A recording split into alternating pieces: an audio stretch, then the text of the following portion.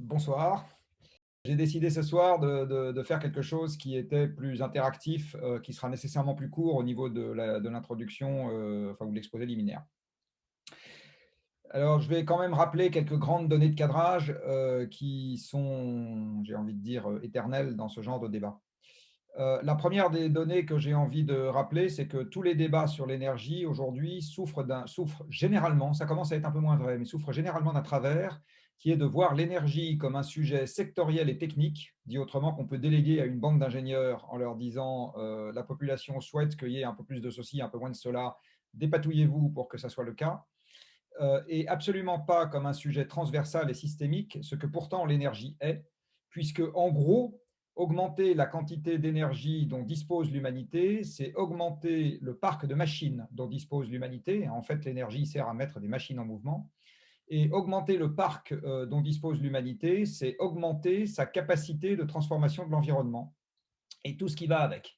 Donc, ce qui augmente avec notre capacité de transformation de l'environnement, c'est ce qu'on appelle la production. La production des biens et services n'est rien d'autre que de prendre des ressources et de les transformer. Donc les vêtements que portent en ce moment les gens qui regardent cette conférence, sauf ceux qui sont tout nus chez eux parce que c'est surchauffé et qui sont tout seuls, eh bien, ont été fabriqués par des machines à partir de ressources naturelles. La nourriture que vous avez mangée avant ou que vous mangerez après cette conférence a été cultivée, semée, récoltée, transformée, transportée par des machines, réfrigérées, cuites, etc. Tous les objets qui sont chez vous, de votre brosse à dents au pot qui permet aux fleurs de ne pas mettre de l'eau partout quand vous les arrosez, etc. Tout ça, ça a été fait par des machines. Les étagères, enfin, regardez autour de vous. Le reste de votre logement a aussi été fait par une machine, le plus souvent. Donc, enfin, vous parlez des machines plus exactement, des cimenteries, des aciéries, des camions. Ouais. Donc, nous vivons aujourd'hui dans un monde de machines et l'énergie, c'est la nourriture de ces machines, c'est ce qui permet de les mettre en mouvement. Donc, en fait, augmenter la quantité d'énergie ou baisser la quantité d'énergie qu'on utilise, ou disserter sur la quantité et la nature d'énergie qu'on utilise, ce n'est pas juste un débat technique qu'on peut déléguer à des ingénieurs, c'est en fait ce qui fait la puissance des nations. Pendant un moment, la France, puisque nous sommes dans une conférence organisée par une école qui fait de l'économie, ou en tout cas qui en fait beaucoup, pendant un moment, la France a eu une production économique supérieure à celle de la Chine, dans les années 50, 60. Pourtant, à aucun moment, jamais dans l'histoire, la France a eu une population supérieure à celle de la Chine. Alors pourquoi est-ce qu'on avait une production supérieure? Tout simplement parce qu'à cette époque-là, on consommait plus d'énergie, c'est-à-dire qu'on avait plus de machines en mouvement que la Chine. Et donc on pouvait faire plus de tables, de chaises, de t-shirts et de brosses à dents que les Chinois. Et donc nous avions un PIB qui était supérieur. PIB étant la contrepartie économique de notre production de biens et de services ou la comptabilisation économique de cette production. Donc l'énergie, c'est d'abord la quantité de choses qu'on produit. Comme c'est également les machines c'est les machines qui travaillent aujourd'hui, les machines peuvent beaucoup travailler avec pas beaucoup d'hommes derrière. Aujourd'hui, dans toutes les usines, on a très peu de gens qui font travailler beaucoup de machines ou un gros parc de machines. Donc, quand l'énergie arrive quelque part et qu'on met les machines au travail, on déforme totalement la structure de l'emploi. En fait, on a besoin de beaucoup moins de gens dans les champs parce que c'est les tracteurs et les moissonneuses-batteuses qui cultivent à notre place et les usines d'engrais qui fertilisent à la place des animaux de trait. On a besoin de beaucoup moins de gens dans l'industrie. On a beaucoup moins de gens dans l'industrie automobile aujourd'hui, qui pourtant produit beaucoup plus de voitures qu'il y a 50 ans, parce que c'est les robots qui produisent les voitures et les machines. Et donc, quand l'énergie arrive quelque part, ça déforme de manière massive la structure de l'emploi et ça permet de développer ce qu'on appelle les services. C'est-à-dire qu'en gros, les machines produisent beaucoup, beaucoup. Et on a derrière des services qui correspondent à l'administration au sens large de cette production. Donc, par exemple, sa vente, donc, par exemple, son transport, donc, par exemple, le fait de vanter les mérites de ce qu'on a produit, les publicités, donc, par exemple, l'enseignement, etc. À l'époque où la France était totalement agricole, eh bien, les enfants n'allaient pas à l'école, donc Jules Ferry n'était pas encore passé par là, et les gens n'avaient pas d'enseignement, ou très peu, ils étaient occupés à ramasser des patates du début à la fin, et il n'y avait pas plus d'instituteurs à tous les étages, il y en avait très peu. Donc en fait, contrairement à une idée couramment répandue, en particulier dans le monde des économistes, les emplois de service, ce n'est pas une dématérialisation de l'économie, c'est quelque chose qui arrive au moment où l'économie est très matérielle, parce qu'on a beaucoup, beaucoup de produits, et à ce moment, on a besoin de beaucoup de monde pour les gérer. Par ailleurs, quand on a énormément d'énergie, on vide les campagnes, parce que c'est les machines qui se mettent à cultiver à notre place. Du coup, on peut rassembler les gens, d'abord dans des usines et ensuite dans des bureaux, et donc on fait grossir les villes. Donc l'abondance énergétique, c'est également quelque chose qui modifie de manière extrêmement structurante l'aménagement du territoire. Tous les pays qui se sont mis à disposer d'un approvisionnement énergétique important se sont tous urbanisés. Et inversement, vous ne savez pas faire vivre une ville sans énergie abondante, parce que tous les gens qui vivent en ville ont besoin d'y importer leur nourriture, et leur nourriture, elle n'est plus cultivée par eux, puisqu'ils sont en ville. Et en ville, on n'a pas beaucoup de terres arables, même si on met quelques plants de tomates sur les toits maintenant, mais ça ne fait quand même pas les bons ordres de grandeur. Donc, on importe la nourriture, on importe les vêtements, on importe tous les objets que l'on utilise, et rien de tout ça n'est fabriqué sur place. Donc, en fait, une ville est très dépendante de flux de transport, elle est très dépendante de flux de production de nourriture et d'objets qui prennent place à l'extérieur. Donc, en fait, la ville, la grosse ville, est la marque d'une société énergivore. Vous comprenez bien que si on doit baisser l'approvisionnement énergétique dans un pays, par exemple parce que ce n'est pas bon pour le climat, ou si on doit le baisser parce qu'on n'a plus assez de pétrole, de gaz et de charbon importables, eh bien, à ce moment, on a un problème avec la taille des villes, c'est-à-dire que les villes deviennent trop grosses pour que le pays puisse continuer à fonctionner sans heurts. J'y reviendrai peut-être au moment des questions. L'approvisionnement énergétique a en fait augmenté ce qu'on a coutume d'appeler la productivité du travail. On n'est pas devenu très productif parce que nous aurions tout d'un coup des bras et des jambes supplémentaires qui nous auraient poussé sur les épaules. On se mettrait à avoir 15 bras d'un côté, 25 de l'autre, etc. Non, non.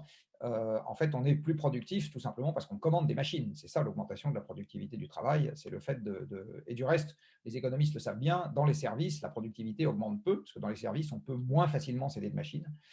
Et à ce moment, la productivité est beaucoup plus difficile à faire augmenter. Donc cet approvisionnement énergétique, en fait, il a augmenté parce que ça a permis d'augmenter la quantité de production en mettant tout un tas de machines au travail. Et ça a permis de moins se fatiguer, nous, et de ne plus faire la même chose de notre temps. Ça nous a libéré plein de temps libre pour faire des études longues, pour partir en retraite, pour avoir la semaine de 35 heures, un peu moins chez les cadres supérieurs, mais quand même, pour avoir des week-ends, pour avoir 6 semaines de congés payés. Donc en fait, tout ça, c'est le fruit de l'énergie et très, très marginalement la qualité revendicatrice de la CGT ou du MEDEF. Alors cette énergie a un petit elle a permis également, pardon, l'accroissement démographique, puisqu'elle a permis, l'augmentation de la productivité agricole.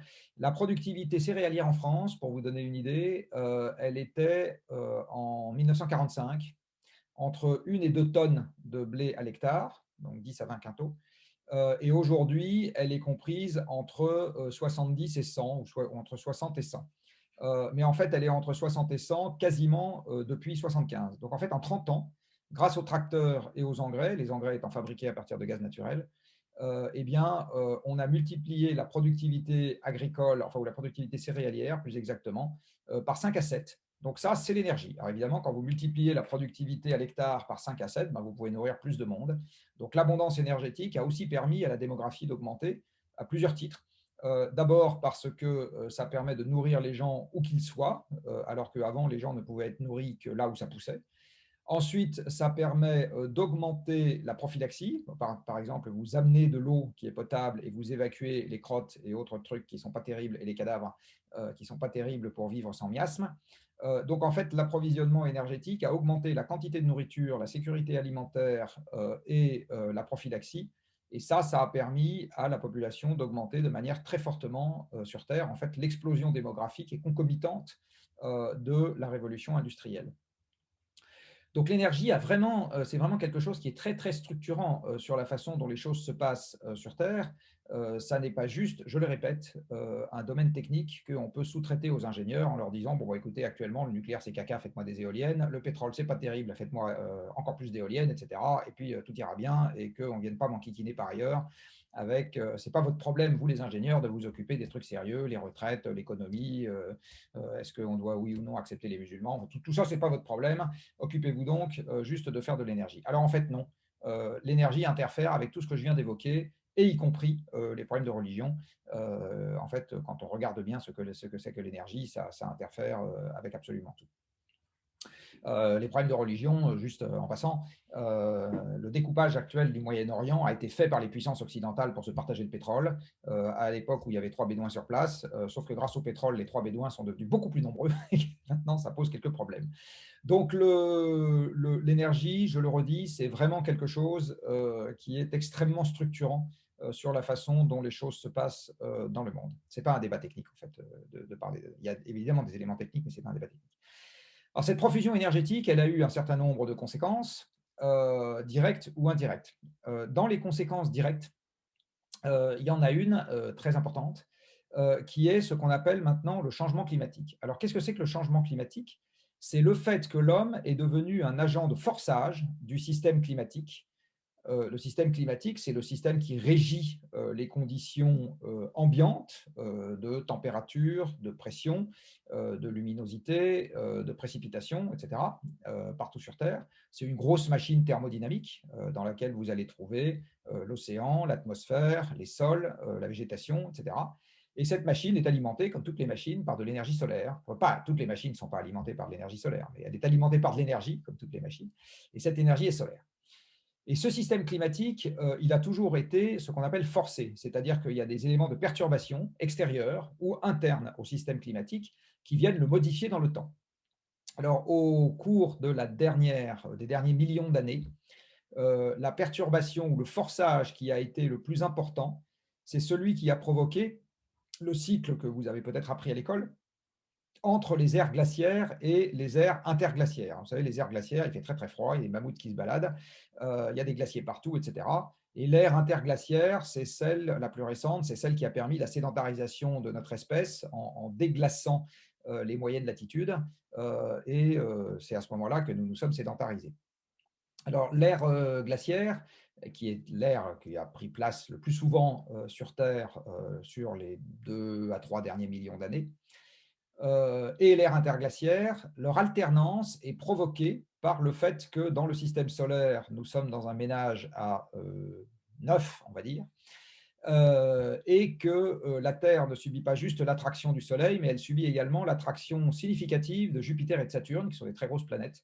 Et ça fait que l'orbite terrestre n'est pas régulière au cours du temps, et c'est ça qui a engendré, donc c'est un élément de forçage, qui a engendré une variation naturelle du système climatique.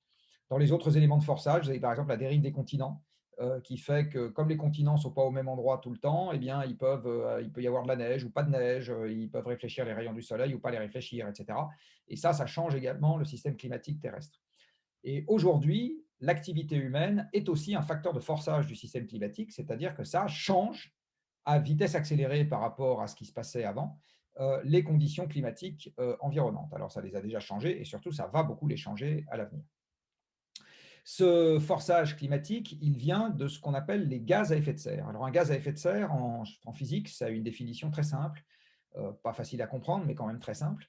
C'est un gaz qui absorbe les infrarouges de grande longueur d'onde émis par la surface de la planète. Vous savez que les corps peuvent émettre des infrarouges. Par exemple, mon corps émet des infrarouges. Donc, si vous me regardiez avec une caméra infrarouge, au lieu de me regarder avec vos yeux, eh bien, vous verriez quand même ma tête. Vous savez, les caméras infrarouges permettent de voir ce qui émet de la chaleur.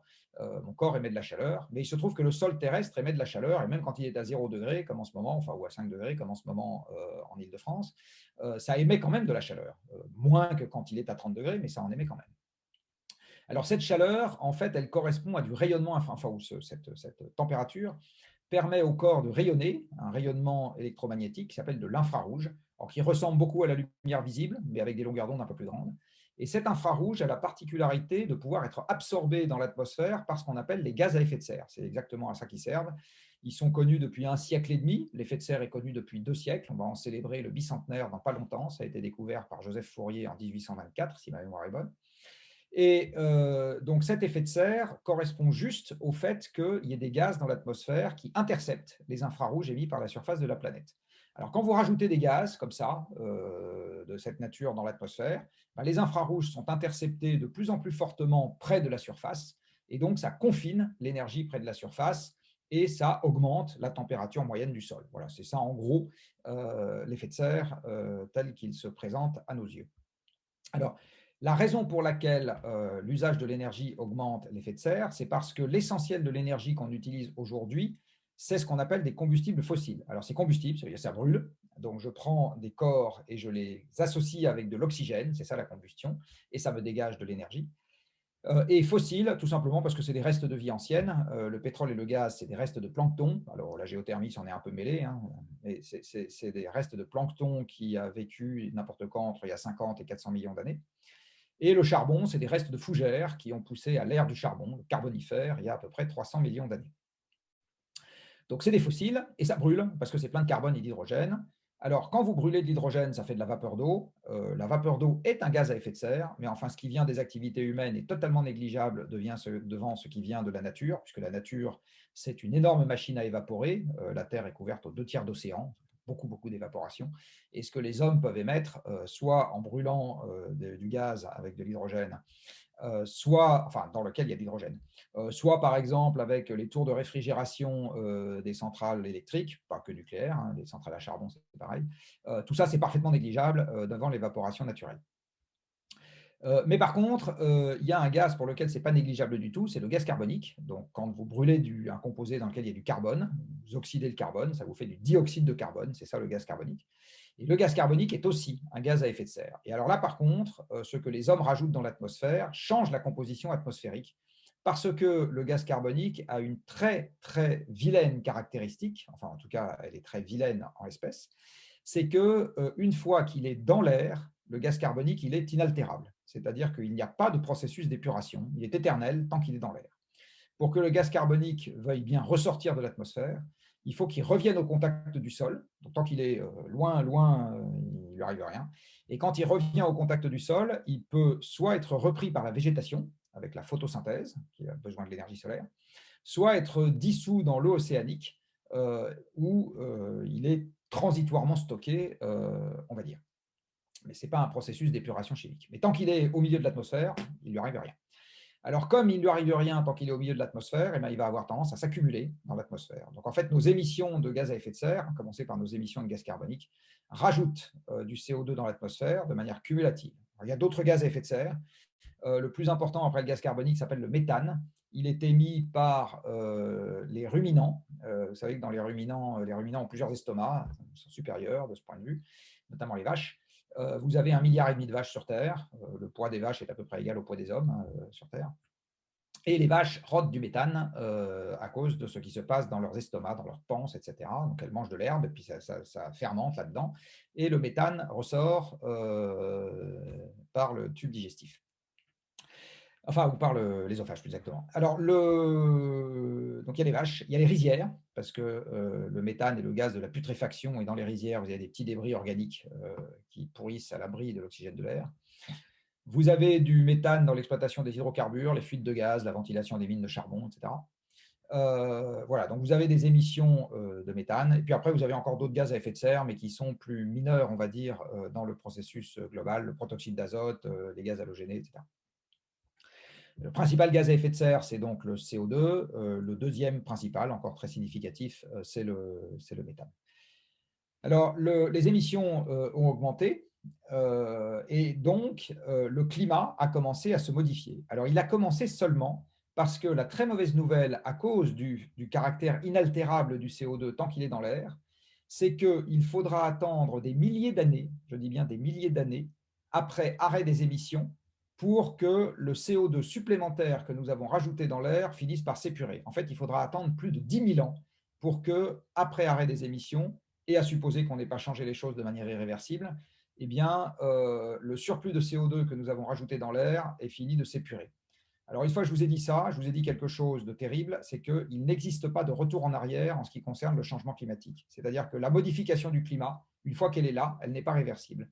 Donc, le climat de l'an 2000, vous ne le reverrez jamais, je ne le reverrai jamais, il est perdu à tout jamais. Et même le climat de l'an 2020 va se perdre à tout jamais parce que au moment où vous arrêtez les émissions, vous avez quand même, ou plus exactement au moment où vous passez par le maximum des émissions, parce qu'il ne va pas s'arrêter en 24 heures, hein, enfin les émissions ne vont pas s'arrêter en 24 heures, sauf disparition instantanée de l'humanité. Donc, sauf parce qu'on ait un Covid très très efficace, et auquel cas nous n'aurons plus de problème de changement climatique, puisqu'on sera tous morts, eh bien les émissions ne vont pas s'arrêter en une nuit.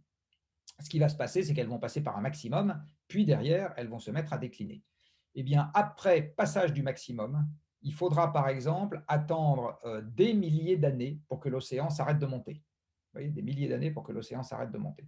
Il faudra attendre des décennies pour que le CO2 s'arrête de monter, parce que tant que vous rajoutez du CO2 dans l'atmosphère, ça va quand même continuer à monter un peu. Il faudra attendre des siècles avant que, ou des décennies à des siècles, ça dépend, avant que la température se stabilise. Donc vous voyez, on est sur des pas de temps qui sont extrêmement longs.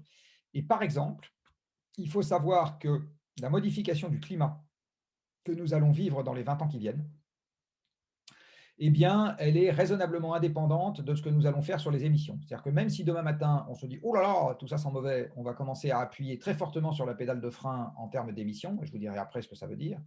Eh bien, pour autant, le changement climatique des 20 prochaines années, il est déjà embarqué en quasi-totalité dans nos émissions passées. Donc, de toute façon, les canicules vont augmenter. De toute façon, les sécheresses vont augmenter en France. De toute façon, une partie croissante de la forêt va mourir. De toute façon, une partie des cours d'eau va être de plus en plus en déficit l'été, etc. Tout ça est déjà inscrit, malheureusement, dans les émissions passées.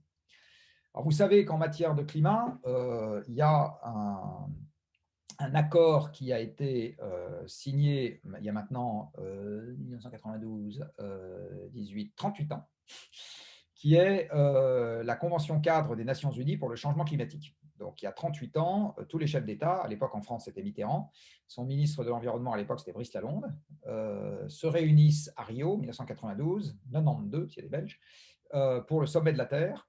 Et au sommet de la Terre, on signe plusieurs conventions, dont la Convention climat, qui est celle qui dit qu'il faudrait faire quelque chose pour que le changement climatique ne nous enquiquine pas trop. Alors ça, c'est la version très française, enfin français vulgarisé. La formulation onusienne, c'est il faut limiter le changement climatique anthropique à un niveau qui ne présente pas de danger pour l'homme. Voilà, c'est ça qui est dit. Alors cet objectif-là, il est déjà perdu parce que le changement climatique a déjà commencé à faire des choses qui sont un peu dangereuses pour les hommes. Par exemple, un papier est paru très récemment dans une revue scientifique qui est la revue scientifique de l'Académie des sciences américaine, Proceedings of the National Academy of Sciences des États-Unis, et qui dit que le changement climatique a très vraisemblablement joué un rôle déclencheur dans le conflit syrien. Hein. Le conflit syrien, je vous rappelle qu'il a envoyé 1 million de réfugiés en Europe. Donc, vous voyez, le changement climatique, ça ne va pas se limiter à ce que des présentateurs météo vous disent affolés une fois par mois, oh là là, il va faire très chaud dans la ville et vous allez mal dormir. Non, non, c'est pas ça le changement climatique. Le changement climatique, c'est des déstabilisations à large échelle, des gens qui n'auront plus à manger, des gens qui vont se taper dessus, des gens qui vont migrer, des écosystèmes qui vont dépérir, et in fine, le bazar. C'est ça le changement climatique. Tout à l'heure, on a cité le titre d'un de mes livres qui s'appelle Dormez tranquille jusqu'en 2100. Bien évidemment, c'est du second degré ou du troisième, puisque le sous-titre était et autres malentendus sur le climat et l'énergie. Bien évidemment que les emmerdements ne vont pas attendre 2100 pour se manifester. Alors, quand j'ai écrit ce livre, les gens on n'avait pas encore clairement conscience. Maintenant, on commence à voir. Il y a l'équivalent d'un tiers de la superficie française qui est parti en fumée en Australie, essentiellement, enfin pas essentiellement, mais pour une bonne partie dans des zones protégées, dans des parcs naturels, etc. Donc, c'était de la belle, belle végétation, avec plein de biodiversité, plein d'Américains, plein d'animaux, pardon. D'Américains, non, ça aurait été mieux. Joli lapsus. Donc, plein d'animaux. Les Américains, en fait, je voulais en parler parce qu'en Californie, vous avez aussi eu des incendies très importants, mais vous en avez aussi eu au Brésil, dans le Pantanal. Enfin bref, donc ça commence à sentir le roussi au sens premier du terme. Vous en avez eu plein en Sibérie également, parce qu'il y a eu des anomalies de température extrêmement positives au printemps dernier. Mais malheureusement, quand ce genre de choses commence à arriver, à cause de ce que j'ai dit, c'est trop tard pour revenir en arrière. Donc, ça va s'amplifier, ces choses-là. Donc, si on veut, à partir de maintenant, ne pas trop prendre de risques, à supposer qu'on puisse encore, et qu'on veut coller à ce qui est dit comme étant l'objectif politique, à ce qui est évoqué comme étant l'objectif politique aujourd'hui de la limite des 2 degrés. Alors, est-ce que 2 degrés, c'est une bonne limite scientifique? Ben, ça, j'en sais rien, vous n'en savez rien, personne n'en sait rien. À 2 degrés, par exemple, l'essentiel des coraux sont déjà morts. Bon, est-ce que c'est sans risque que l'essentiel des coraux soit déjà mort? Je ne suis pas sûr. Ça va peut-être déjà provoquer un certain nombre enfin, un peu de malheur, de désespoir et des conflits à droite et à gauche. À 2 degrés, vous avez les hêtres qui ont disparu de l'essentiel de la surface française. Voilà. Est-ce que c'est grave? Est-ce que c'est dangereux? Ou est-ce que c'est pas dangereux? Bah, je ne sais pas. Pour le moment, les urbains que nous sommes ont un peu tendance à considérer que tant que ça ne touche pas trop à notre porte-monnaie et que ça ne nous empêche pas de regarder le foot à la télé, ce n'est pas très grave. Sauf que quand on en sera là, les choses seront trop avancées pour que ce soit réversible. Donc à ce moment-là, on ne pourra plus rien y faire. Donc, si on veut éviter, on va dire, ce qui est aujourd'hui considéré comme le pire, c'est-à-dire au-delà de 2 degrés, alors là, il y a, la physique vous dit, c'est très simple. Vous avez encore le droit de mettre dans l'atmosphère le tiers de ce qu'on a déjà émis jusqu'à maintenant. C'est ça que vous dit la physique. Donc, le tiers de ce qui a été émis entre l'ère pré-industrielle et 2020. Et ça correspond à des émissions planétaires qui baissent de 5% par an tous les ans à partir de maintenant. Alors, une baisse de 5%, maintenant, on a un petit aperçu de ce que c'est. C'est le Covid. Le Covid engendre 5% de baisse des émissions sur un an. Alors, sur un an, ce n'est pas suffisant du tout. C'est la raison pour laquelle la concentration en CO2 à la fin de 2020 était supérieure à celle à la fin 2019. Et même avec des émissions qui baissent de 10, c'est encore le cas. Et même avec des émissions qui baissent de 30, c'est encore le cas. Et même avec des émissions qui baissent de 50%, c'est encore le cas, à cause de ce caractère inaltérable du CO2 une fois dans l'atmosphère. En fait, pour que la concentration atmosphérique s'arrête d'augmenter, il va falloir que les émissions deviennent nulles. Zéro. Zéro. Voilà. Alors, tant qu'on n'y est pas, et pour le moment, évidemment, on n'y est pas, la concentration continue d'augmenter. Et pour qu'elle s'arrête d'augmenter, il faut donc le plus vite possible que les émissions deviennent nulles. Alors, le plus vite possible, si on veut limiter la hausse à 2 degrés, c'est 2050, 2060, 2070, voilà, dans ces eaux-là. Et ça veut dire des émissions qui baissent de 5% par an. Dit autrement, ça veut dire qu'à la fin de l'année, là, 2020, on se dit « Oh là là, on ne repart pas du tout comme avant, on reste là où on est, l'économie, on ne la redéveloppe pas. Puis l'année prochaine, on se reprend un Covid supplémentaire. » Voilà, l'année prochaine, crac, on vous en recolle un coup pour que les émissions baissent à nouveau de 5%. C'est ça que ça veut dire, limiter le climat à 2 degrés.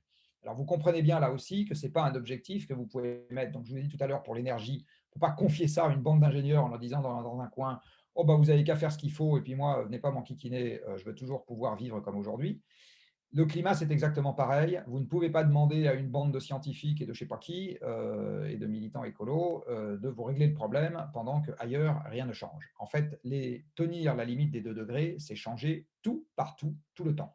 C'est changer la façon dont on mange, c'est changer les distances qu'on est capable de parcourir, c'est baisser notre pouvoir d'achat, c'est changer la façon dont on se loge. C'est tout ça, la limite des 2 degrés. Alors, vous allez me dire, ah, c'est horrible. Non, non, on ne prend pas.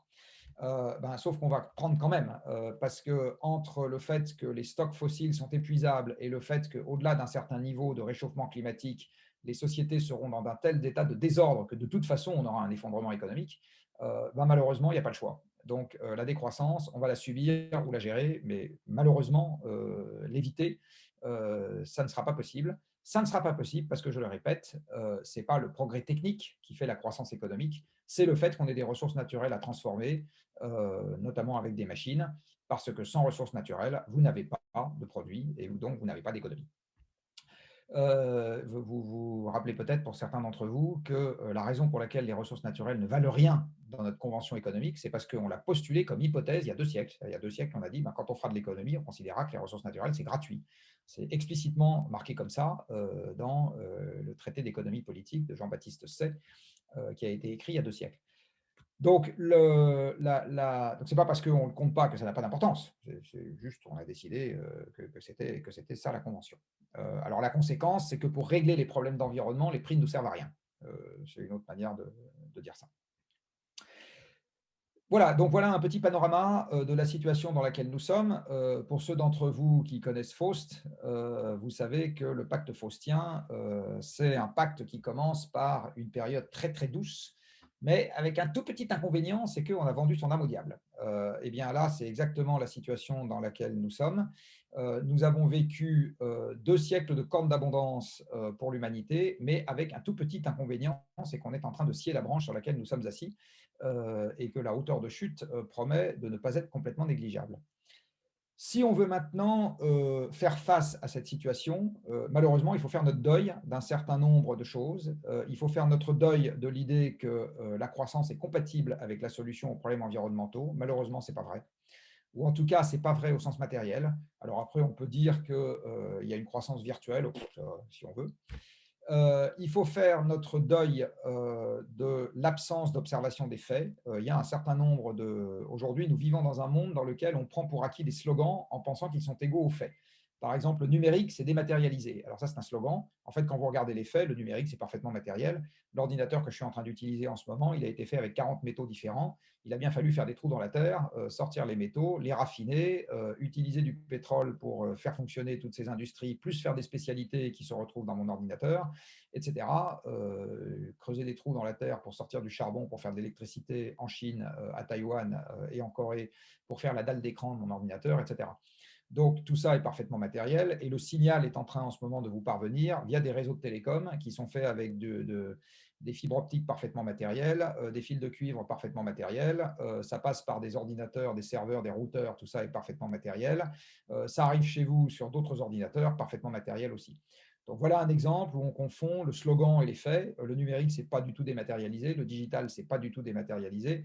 Et du reste, l'industrie du numérique est une des rares industries sur Terre où le contenu en carbone d'un euro de valeur ajoutée augmente année après année, tellement c'est dématérialisé. Donc, on va avoir besoin également de faire notre deuil d'un certain nombre de slogans qu'on pense être liés qu'on pense être égaux à l'examen des faits. C'est comme pareil, les emplois tertiaires, c'est des emplois qui permettent de dématérialiser l'économie. Ben non, pas du tout, c'est des emplois qui apparaissent uniquement dans les économies matérielles, etc., etc. Donc, on va avoir besoin de regarder les problèmes en face. On va avoir besoin de faire les choses de manière un peu différente de ce qu'on faisait de par le passé. Par exemple, la concurrence et les pays ouverts à tous les vents, ça ne permet pas, ça raccourcit les horizons de temps et donc ça ne permet pas de planifier la sortie des énergies fossiles. Donc l'idée que le libre-échangisme partout et tout le temps, c'est merveilleux, ben non, malheureusement, il va falloir en revenir. Enfin voilà, donc il y a un certain nombre c'est très renversant ce problème-là, et vous voyez que nous sommes très très loin d'un problème d'ingénieur qui peut être résolu avec quelqu'un qui tourne les bons boutons dans un coin. Voilà, je vais m'arrêter là et laisser la place aux questions en espérant qu'il y en ait quelques-unes quand même. Merci beaucoup, merci beaucoup. Je pense qu'il y a déjà beaucoup de questions et Catel va les synthétiser et les poser. Moi, j'en ai une d'une manière générale. C'est devant ce tableau finalement très réaliste et qui est le résultat de toute ton analyse depuis des années et de ton professionnalisme. Finalement, c'est très inquiétant et très… Est-ce qu'il y a des acteurs parmi tous ceux qui peuvent faire quelque chose qui sont les plus importants pour essayer de limiter les conséquences, malgré que tu dises que pendant les 20 prochaines années, c'est déjà écrit, on ne peut plus faire grand-chose. Mais est-ce que c'est les gouvernements? Est-ce que ce sont les organisations internationales? Quels sont les industriels? Le choix entre les différentes technologies, entre l'éolien ou entre le renouvelable? Quels sont les acteurs qui devraient essayer qui comprennent d'abord le problème? Je crois que c'est la première question, c'est bien comprendre le problème. Et quels sont ceux qui peuvent avoir un impact plus important que les autres? Toi, tu vois tous ces acteurs, quels sont ceux qui t'apparaissent comme étant porteurs finalement d'optimisme sur ce qu'on pourrait faire? En fait, tout le monde dans cette affaire a un rôle à jouer. C'est-à-dire que l'idée qu'on aurait un acteur providentiel ou une catégorie d'acteurs providentiels est malheureusement une idée à laquelle je ne souscris pas. Tout le monde va devoir faire sa part dans cette affaire-là. Alors, si on regarde ce qui est, j'ai envie de dire, de la responsabilité des différentes catégories d'acteurs, effectivement, ce qui est de la responsabilité d'absolument tout le monde est d'essayer de bien comprendre le problème à traiter. Et cette responsabilité est encore supérieure quand les personnes concernées ont reçu la charge de gérer quelque chose. Donc, j'ai envie de dire, c'est particulièrement coupable quand un chef d'entreprise ne s'informe pas et ne fait pas ce qu'il faut pour que son encadrement s'informe. C'est particulièrement coupable quand des dirigeants politiques ne s'informent pas et ne font pas ce qu'il faut pour que leur écosystème soit correctement informé. C'est particulièrement coupable quand des enseignants qui ont la charge de préparer le monde de demain, puisque normalement, on enseigne des informations, enfin, on enseigne des choses qui sont utiles pour le monde de demain et pas pour le monde d'hier. Bon. Sont un peu trop rétifs à l'idée de faire de la place à ce sujet, alors qu'il est quand même quelque part plus important que de savoir quelle était la couleur du slip de Charlemagne. Donc, c'est particulier. J'ai envie de dire, tout le monde doit, et c'est particulièrement coupable quand la presse ne fait pas l'effort de vulgariser correctement le problème. Maintenant, il incombe à chacun de s'informer. Vous savez, nul n'est censé ignorer la loi. Là, j'ai envie de dire, quand on a un problème aussi important sur les bras, quelque part, on pourrait dire la même chose. Nul n'est censé ignorer la manière dont se présente le problème. Bon, alors, c'est d'autant plus coupable, je le redis, quand on est déjà maître de son destin à court terme et qu'on n'a pas l'angoisse des fins de mois, pour reprendre une expression récente, et une angoisse du court terme qui vous empêche de penser à quoi que ce soit d'autre. Dans les temps anciens, la science était faite par les rentiers parce que c'était les seuls qui avaient la liberté d'esprit pour se consacrer aux choses de l'esprit, justement. On ne connaît aucun scientifique célèbre il y a 3 ou 4 siècles qui était paysan. Enfin, moi, j'en connais pas un seul. Ils étaient tous rentiers parce que c'était les seuls qui avaient du temps. Et ben, j'ai envie de dire maintenant, les seuls qui sont à l'abri du besoin à court terme, ou ceux qui sont à l'abri du besoin à court terme, je pense qu'ils ont un devoir de s'informer sur ce genre de sujet qui est particulièrement élevé. Et donc, ça vaut notamment, puisqu'on est dans une conférence organisée par l'INSEAD, ce que je dis s'applique en particulier à l'INSEAD. Donc, si l'INSEAD aujourd'hui ne dit rien à ses élèves, et quand je dis rien, il ne s'agit pas de leur dire c'est important, il s'agit de leur faire 10 heures de cours. Sur le sujet, eh ben, ce n'est pas bien, c'est mal. Et si les gens qui sont passés par l'INSEAD ne font pas l'effort de s'intéresser à ce sujet, eh ben, ce n'est pas bien, c'est mal. Voilà. Donc ça, c'est pour les individus et l'information. Après, les entreprises donc, ont le devoir de préparer leur avenir face à ce truc-là. Donc, elles ont le devoir non seulement de s'informer, mais elles ont le devoir de comprendre ce que ça peut vouloir dire pour leur activité et de voir comment est-ce qu'elles s'organisent au mieux pour rendre cette activité compatible avec la contrainte, au lieu d'essayer de résister à la contrainte, ce qu'elles font en général. Les partis politiques doivent essayer d'avoir des plans pour l'ensemble de la société qui ne présupposent pas qu'il y a un coup de baguette magique qui va passer par là pour résoudre les problèmes à leur place. Quand j'entends M. Le Maire expliquer qu'après le Covid, c'est la croissance qui va rembourser la dette, je me dis que cet homme est un inconscient ou un menteur, mais c'est l'un des deux. Il n'y a pas de troisième possibilité. Enfin, un inconscient, un ignorant, ou un menteur. Et c'est vrai également pour les consommateurs que nous sommes, parce qu'il y a un moment aussi où personne ne nous met un revolver sur la tempe avant qu'on achète les choses. Alors, tout ça est facile à dire, plus ou moins facile à faire. En particulier, il y a quelque chose qui est souvent une condition du succès, c'est de ne pas se sentir seul. On est des animaux sociables, on est des animaux grégaires, enfin, nous sommes des animaux grégaires, et donc il y a quelque chose qu'on a en horreur, c'est de se détacher du groupe. Donc, réaliser qu'on a un problème sur les bras et se mettre le lendemain matin à se comporter différemment au risque de se détacher du groupe, c'est un truc qu'on n'aime pas du tout. Il y a des raisons neuronales assez profondes au fait qu'on n'aime pas du tout ça. Donc, un des enjeux dans cette affaire-là, c'est d'arriver à faire les choses ensemble. C'est beaucoup plus facile d'agir comme consommateur, citoyen, etc., si on est d'entrée de jeu au sein d'un groupe qui a envie d'agir dans la même direction. Donc, en fait, pour l'individu, une bonne manière de passer à l'action, c'est de se rapprocher de groupes, de gens qui essayent de faire des choses concrètes. En général, ça motive, ça permet de rester un animal sociable tout en allant de l'avant. Il faut créer de la communauté autour de ça. Pas du communautarisme, mais de la communauté. C'est également vrai en ce qui concerne le monde de l'entreprise, c'est-à-dire que c'est plus facile quand on fait les choses à plusieurs, donc on s'organise avec son écosystème, ses clients, ses fournisseurs, etc. Et c'est bien évidemment vrai dans le monde politique, on n'a pas envie de se couper de sa base électorale en se mettant à proposer quelque chose de très intelligent, sauf que les électeurs n'achèteront pas. Bon. L'une des raisons pour lesquelles M. Hollande a fait une des plus belles conneries qu'il ait faites, c'est-à-dire les 50% de nucléaire, c'est tout simplement parce qu'il avait une base électorale dont il n'avait pas envie de se couper et qu'il avait envie de rallier. Et c'est plus fort que tout. C'est comme ça. Voilà, donc, quand on passe à l'action, il y a quelque chose qui est absolument crucial, ou pour passer à l'action, c'est d'arriver à y aller en groupe. Et j'ai envie de dire que c'est un des défis qui se posent aux personnes comme moi qui travaillent dans le sujet au quotidien. C'est comment est-ce qu'on arrive à faire émerger des collectivités qui ont envie d'avancer. Alors, c'est la raison du reste pour laquelle j'ai cofondé Carbone 4 et c'est la raison pour laquelle j'ai fondé The Sheep Project, parce que c'est des organismes autour desquels on peut créer des collectivités et ça rend beaucoup plus facile l'envie d'aller de l'avant.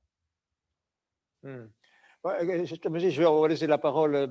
on va laisser la parole, aux auditeurs.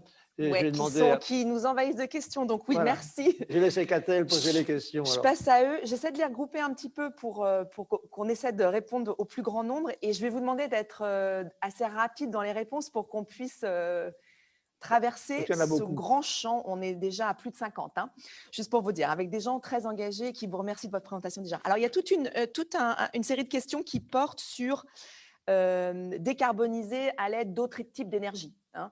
Oui. Donc, les énergies renouvelables, le rôle du nucléaire là-dedans et en partie la politique de la France par rapport au nucléaire. Donc, si vous pouviez nous parler un petit peu de ça et de votre vision sur la chose, en particulier avec un éclairage français. D'accord. Alors d'abord, je vais reprendre un tout petit peu une perspective historique. Il faut bien voir que ce qui fait qu'aujourd'hui, nous avons la civilisation industrielle que nous avons, c'est justement parce qu'on est sorti des énergies renouvelables. Les énergies renouvelables étaient les seules énergies dont on disposait il y a quelques siècles.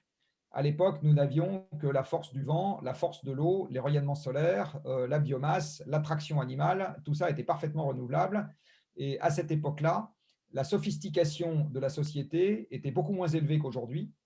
Les gens qui étaient occupés à extraire de l'énergie de l'environnement sous forme d'alimentation étaient beaucoup plus importantes qu'aujourd'hui.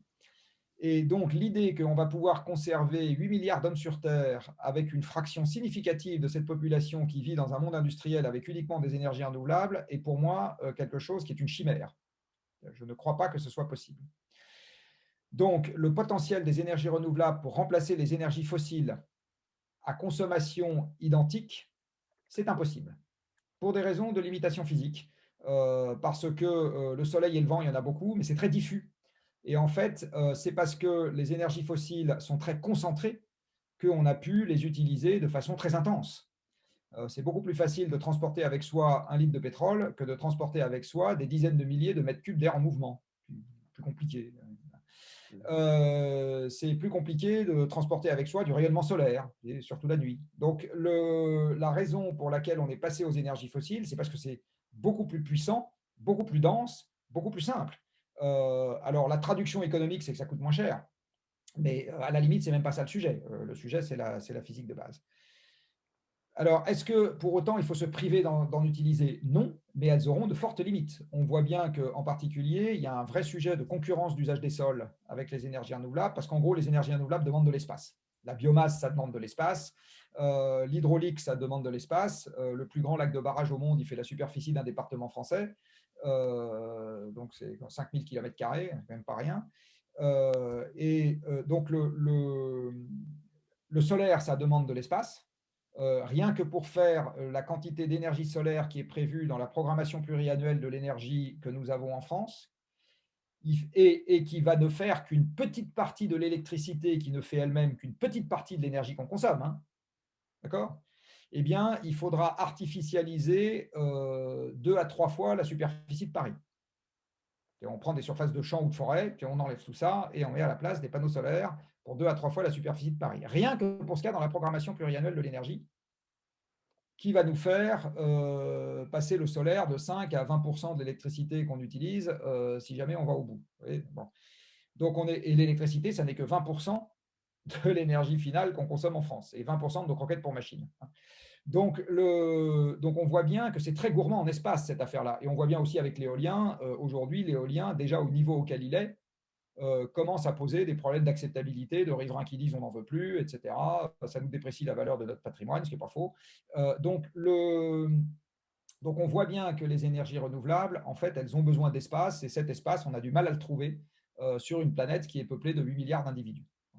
Alors, reste le nucléaire. Le nucléaire n'évitera pas, dans ma vision, la décrue économique ou la contraction économique liée à la contraction des énergies fossiles, que nous aurons de gré si on décide que le climat est un problème supra, ou de force, même si on ne décide pas que le climat est un problème supra, parce qu'à un moment, la civilisation s'effondrera, et à ce moment, où on sera en pénurie d'énergie fossile, et donc à ce moment-là, de toute façon, il y en aura moins. Hein.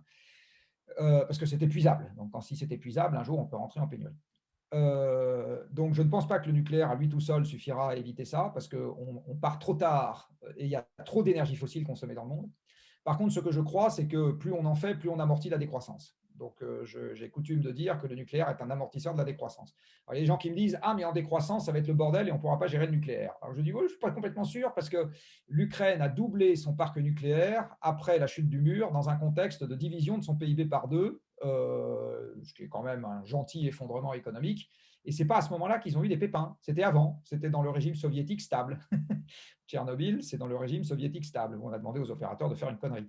Donc, l'idée que la décrue économique empêche par construction d'avoir des centrales qui fonctionnent, je ne suis pas sûr. Ça ne me paraît pas aussi simple que ça comme argument. Donc, le nucléaire est pour moi un amortisseur de la décroissance et il est environnementalement plus intéressant que les énergies renouvelables parce qu'il est beaucoup plus économe en surface. En gros, il faut 1000 fois moins de surface pour faire de l'électricité nucléaire que pour faire de l'électricité solaire. Donc, on a moins ce problème de concurrence d'usage des sols. On n'est pas moins dépendant des importations avec le solaire parce qu'on importe les panneaux. Donc, avec le nucléaire, on importe l'uranium, ok, pas bien. Mais avec le solaire, on importe les panneaux. Je ne vois pas où est la différence. Donc, de toute façon, on est dépendant de l'étranger, on n'est pas plus autonome. Et si on n'importait pas les panneaux, de toute façon, on devrait importer le minerai de fer, le minerai de cuivre, le minerai d'aluminium pour les faire, parce qu'on n'a rien de tout ça en France. Bon, donc, l'idée qu'on va devenir autonome énergétiquement, malheureusement, ça ne marche avec aucune énergie. Bon. Donc, c'est beaucoup moins gourmand en surface. Ça utilise 10 à 100 fois moins de métal par kilowattheure produit. Donc, ça veut dire que c'est également moins gourmand en ressources. Et ces ressources, il faut les sortir de mines ailleurs. Alors, ce n'est pas juste les terres rares, c'est des métaux normaux, du cuivre, etc. Les premières mines de cuivre qu'on a exploitées à Rio Tinto en Espagne, elles avaient une teneur en minerai de 15%. Aujourd'hui, la teneur moyenne en cuivre du minerai dans le monde, c'est 0,5%. Donc, on a une déplétion généralisée de toute façon de nos ressources. Donc, quelque chose qui est plus économe en ressources est beaucoup plus intéressant. Voilà. Donc, tout ça pour dire que mondialement, le nucléaire est une très bonne idée dès lors qu'il remplace du charbon, parce que s'il vient se rajouter au charbon, moi, il ne m'intéresse pas, mais dès lors qu'il remplace le charbon, c'est une très bonne idée. Ça va plus vite de construire du nucléaire que de construire du solaire et de l'éolien pour remplacer le charbon, parce que c'est beaucoup plus dense énergétiquement, etc. Ça demande moins de ressources. Ça ne suffira pas à éviter la décroissance. Et en France, si je prends les problèmes de manière très pratique, la première des choses à faire est de prolonger le parc actuel, surtout ne pas fermer de réacteurs supplémentaires. La fermeture de Fessenheim, c'est Hollande qui a c'est une version moderne de la vente du droit d'aînesse pour un plat de lentilles, hein, donc c'est voilà, qui a été faite par des dirigeants qui pensent que l'énergie c'est un truc technique qu'on donne à des ingénieurs dans un coin. Il faut prolonger les centrales actuelles et il faut relancer ce qu'on appelle la 4e génération, qui a justement été abandonnée il n'y a pas très longtemps par le cher président Macron, pour faire la jonction avec le nucléaire qu'on utilise actuellement dans le monde, qui n'est pas un nucléaire extrêmement durable parce qu'il utilise une trop petite partie de l'uranium qu'on trouve dans la nature. Il utilise juste un isotope qui est l'isotope 235 et qui fait moins de 1% de l'uranium qu'on trouve dans la nature. Il faut pouvoir utiliser le reste et ça veut dire passer à ce qu'on appelle la 4e génération. Voilà, donc si je fais donc les énergies non carbonées, oui, il faut s'en servir avec discrimination. Par exemple, en France, développer du solaire et de l'éolien pour remplacer du nucléaire n'a aucun intérêt sur aucun plan, vraiment. Par contre, développer le biogaz pour remplacer l'essence des tracteurs des agriculteurs, tant que les agriculteurs auront des tracteurs, ça, c'est pas idiot. C'est quelque chose qui, macroéconomiquement, est pertinent et environnementalement est pertinent. Par contre, mettre ce gaz dans le réseau pour remplacer le gaz fossile pour nos chaudières à gaz, ce n'est pas une bonne idée. Il vaut mieux remplacer les chaudières à gaz fossile par des pompes à chaleur. Voilà, donc il faut être discriminé dans la façon dont on utilise les énergies décarbonées, renouvelables ou nucléaires. Il faut bien voir qu'en France, les premières énergies qu'on doit décarboner, c'est les énergies qui servent à faire de la chaleur, de la mobilité et de la chaleur haute température dans l'industrie, puisque l'électricité est déjà décarbonée. Donc, ce n'est pas la peine de la décarboner une deuxième fois, c'est une perte de temps.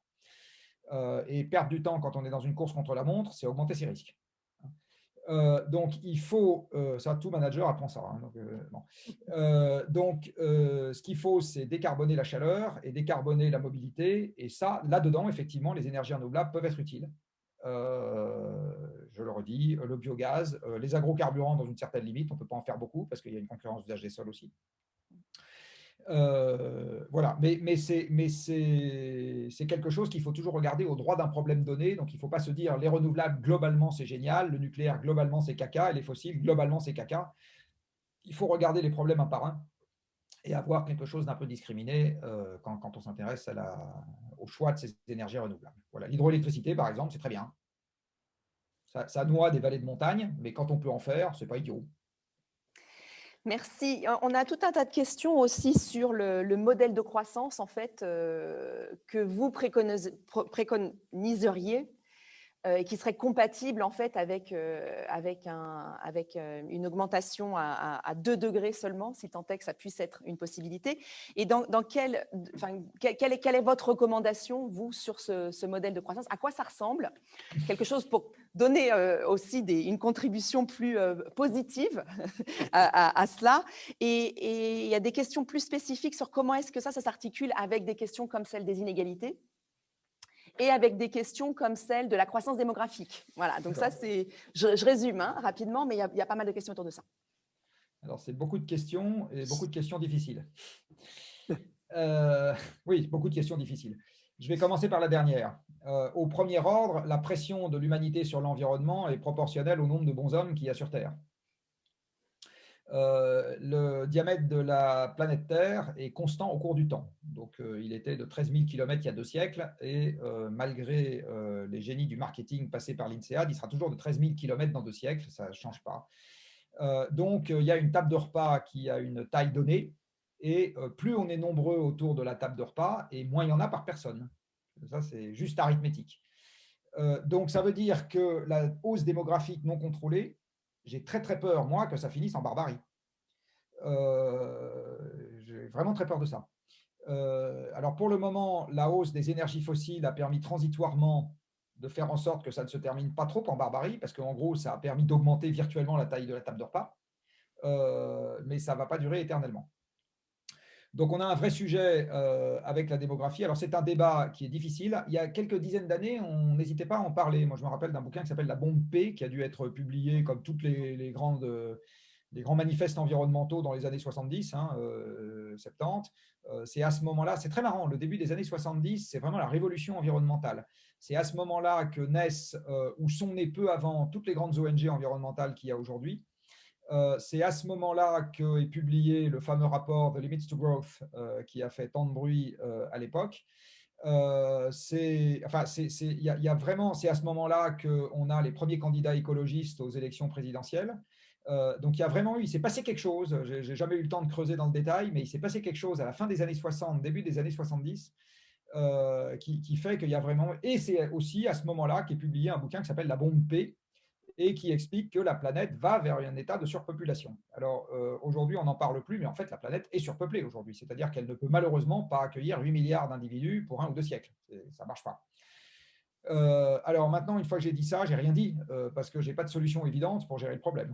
Mais par contre, je pense qu'à l'évidence, nous sommes dans un état instable. Voilà, Alors, ce qu'on peut faire, c'est essayer d'éviter d'en rajouter, au moins. Donc, tout ce qu'on peut faire pour éviter de donner envie aux gens d'avoir plein d'enfants, à mon avis, est quelque chose qui n'est pas complètement inutile. Même si dit comme ça peut paraître un peu désagréable et un peu… Voilà. Mais je pense qu'en tout cas, on mérite d'avoir un débat adulte sur la question. Aujourd'hui, juste, on ne l'a pas. C'est ça le sujet. Après, en ce qui concerne la croissance. Alors, mon modèle de croissance, si on veut respecter les 2 degrés, je l'ai dit tout à l'heure, c'est un modèle de décroissance. Si les émissions baissent de 5% par an, ça veut dire que la quantité d'énergie fossile qu'on utilise baisse de 5% par an. Ça veut dire que la quantité d'énergie tout court qu'on utilise n'est pas loin de baisser de 5% par an, mettons 4. Ça veut dire que le parc de machines en service dans le monde se contracte de 4% par an, puisque l'énergie, c'est la nourriture des machines. Et donc, ça veut dire que la production économique baisse aux artefacts comptables près, l'inflation des actifs, la valeur des actions de Tesla, enfin bon, bref, aux artefacts comptables près, mais qui aujourd'hui font une large part de la croissance du PIB. Ça veut dire que le PIB vrai, il baisse de 3 à 4% par an. Voilà ce que ça veut dire. Donc, les 2 degrés, c'est arithmétique, ce que je suis en train de vous dire, ce n'est pas idéologique, c'est juste tel qu'est construit le PIB et tel que fonctionne physiquement le monde et la production avec des machines, c'est juste ça que ça veut dire. Alors, est-ce que ça doit désespérer Billancourt? C'est ça la bonne question. Ma réponse, c'est que comme de toute façon, on va se le prendre, puisque j'ai dit tout à l'heure que je ne croyais pas à la croissance perpétuelle, la seule bonne question pour moi, c'est comment on l'anticipe et comment on commence à s'organiser pour que ça soit gérable. Alors, une première manière que ça soit gérable, c'est d'arrêter d'être obsédé par ça. Parce que si vous êtes obsédé par votre jeunesse et que vous vieillissez, c'est juste insupportable. Si vous êtes obsédé par la vitesse à laquelle vous courez le 100 mètres et que ça baisse tous les ans, c'est juste insupportable. Donc, plus on est obsédé par la croissance et plus ça sera insupportable quand ça va se mettre à aller dans le mauvais sens. C'est absolument, absolument évident. Donc, ça veut dire qu'il faut qu'on ait des plans pour l'avenir qui résistent à la contraction du PIB. Voilà, c'est juste ça que ça veut dire. Et que ça ne doit plus être un indicateur incarnant le bonheur. C'est un indicateur comptable, très bien, il monte, il baisse, mais il ne faut pas qu'il incarne le bonheur. Alors malheureusement, il incarne quand même un peu l'aisance matérielle. Parce que quand le PIB augmente, ça veut dire que vous avez plus de mètres carrés, ça veut dire que vous avez plus de voitures, et ça veut dire que vous avez plus de… Bon. Et donc, il va falloir qu'on se construise un imaginaire dans lequel, collectif, dans lequel, dans un certain nombre de domaines, avoir moins est vu comme étant mieux qu'avoir plus. Alors, je prends un exemple. Vous avez un certain nombre de gens aujourd'hui pour qui avoir un vélo plutôt qu'une voiture, c'est mieux. C'est mieux parce qu'ils disent, ben voilà, je fais un peu d'exercice le matin avant d'aller au boulot, j'arrive, je suis plus détendu, je n'ai pas le stress d'avoir à garer ma bagnole, ça me coûte moins cher. Alors évidemment, si avec l'argent qu'ils ont économisé, ils prennent l'avion, on n'est pas plus avancé sur les émissions de gaz à effet de serre. Mais si avec ça, ils s'achètent de la nourriture de bœuf à qui on a fait des papouilles hors de prix, ben là, c'est pas mal. Parce que globalement, quand même, ils ont réduit leur empreinte carbone. Donc, on va vraiment avoir besoin, et c'est là que j'en reviens au discours politique, on va avoir besoin de trouver un moyen d'avoir foi en l'avenir, d'avoir confiance en l'avenir, de le regarder avec espoir et envie, avec, dans un certain nombre de domaines, moins. Alors, il y a des cas de figure où ça nous arrive déjà. Je veux dire, il y a des gens, par exemple, ils quittent pendant les vacances leur domicile confortable pour aller sous une tente ou pour aller se mettre dans un van pour faire du surf ou je ne sais pas quoi, et ils sont ravis. Donc, transitoirement, ils ont vécu dans des conditions matérielles beaucoup plus spartiates et ils sont quand même très contents parce qu'ils ont eu autre chose à côté. Donc, je pense qu'aujourd'hui, le défi qui se pose à ceux qui revendiquent d'avoir la conduite des affaires de la nation, dont je fais partie, hein, je me mets dans, puisque en étant président d'une association qui cherche d'influer, j'en fais partie, eh bien, nous sommes obligés, moi inclus, d'avoir un discours qui est qu'est-ce que je peux raconter comme histoire où les gens ne seront pas mécontents d'avoir moins.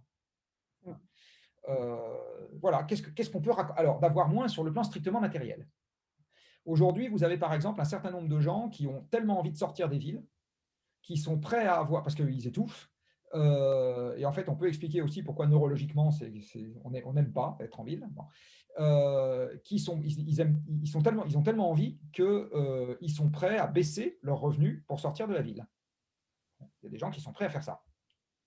Ben voilà des gens qui se sont construits tout seuls un imaginaire dans lequel ils se sentent mieux dans un monde dans lequel ils vont moins acheter de trucs, mais ça leur ira bien quand même parce qu'ils auront à côté de ça gagné l'air pur, l'espace, le fait de faire une autre activité qu'ils préfèrent, je ne sais pas quoi, cultiver de la vigne, ils trouvent ça plus agréable que ce qu'ils faisaient avant, d'être comptable. Donc, il y a déjà des gens qui se mettent dans cette logique. Et je pense que c'est ça, en fait, le défi qui nous attend. C'est comment est-ce que je suis capable de raconter une histoire dans laquelle je sais gérer, parce que ce n'est pas ça notre premier problème, le fait que, sur un plan strictement monétaire, les revenus se contractent. Voilà, c'est ça le défi. Alors, il n'est pas mince hein, comme défi, j'en conviens bien. La meilleure manière de ne pas le résoudre, c'est de ne pas s'y attaquer. Donc, ce qu'on est en train de faire en ce moment, c'est très exactement perdre notre temps. Tous les économistes de la Terre qui se demandent simplement comment faire revenir la croissance, ils sont en train de perdre leur temps parce que ce n'est pas ça le problème qu'on a à traiter. Le problème qu'on a à traiter, c'est comment j'organise la société sans qu'elle s'effondre dans un contexte dans lequel, après avoir cru, le PIB décroît.